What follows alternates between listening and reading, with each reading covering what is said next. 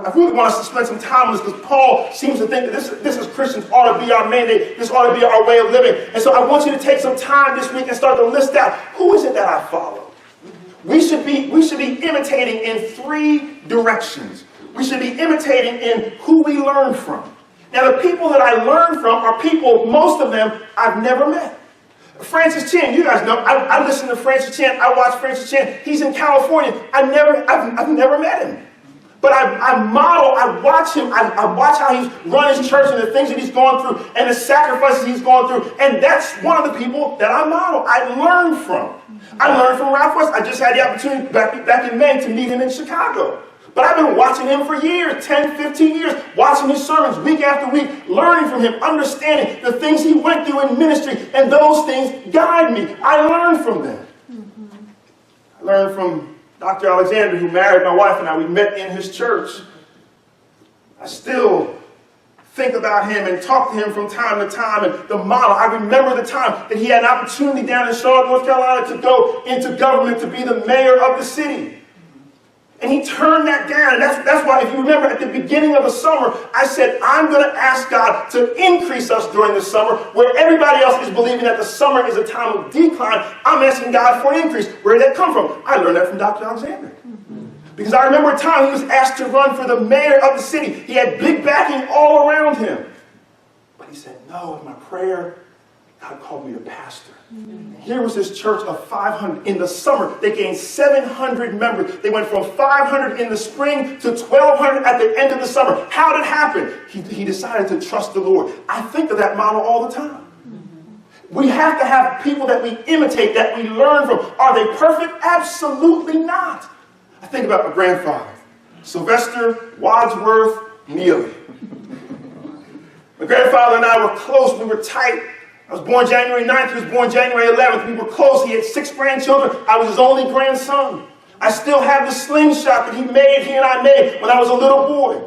He had a garden, and on the day that he died, he went up and down the neighborhood giving out fruit jam and all these different things from his garden because he died in September. He passed away, and they fed 500 people from his funeral.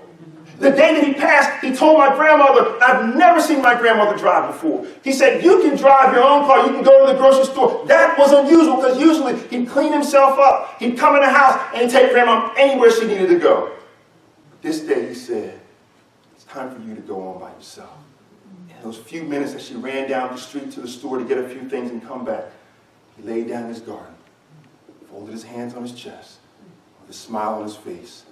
He taught his grandson how to die. But my grandmother did too, because she was in a nursing home when she passed away. She was in an assisted living facility down in Tampa, Florida, sitting around the table with her friends. She told a joke, she laughed, and she said, I'm going home. She meant she was going to walk down the hall to her room, but at the front door, inside this facility, she had a stroke and laid right there. She didn't make it to her home here on earth, but she made it home to glory. Grandma and Granddad taught me how to die. One smiling on their face in the garden that he loved, toiling with his hands, giving out fruit and vegetables to those that he loved, those that he esteemed. And the other told a joke, made everybody laugh, and went home to be with the Lord. Who are we imitating? Who's on our list that we're learning from? But then there's also that we walk with in fellowship. You guys know, some of you have seen Pastor Keith Breeder comes here from time to time and shares the word. He and we walk together. I learned so much from him. He started a church about 10 years ago, 11 years ago, and we speak almost weekly, and I share, and he shares with me. We're walking together. Who is it that's on our list that we're walking with? We have to be imitating in 3 different directions. We're imitating up from those that we learn from, but those that we also walk side by side. They're in some of the same situations, in the same circumstances that we're in, and we're walking through this Christian faith with them. But then there's also those that, as Paul says, we're telling them they ought to be imitating us. Who is it that we're teaching? That when my last days are over here, who is it that will look at my life and say, I want to live like my dad?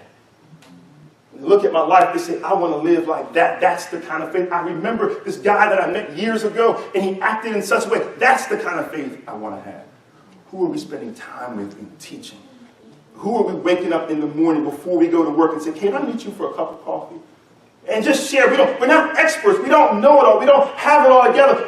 But if you're going through something, I'll walk with you. Let's walk together. We're teaching, that we're modeling, we're showing. This is how you're supposed to walk in faith. And Paul believes this is a Christian mandate.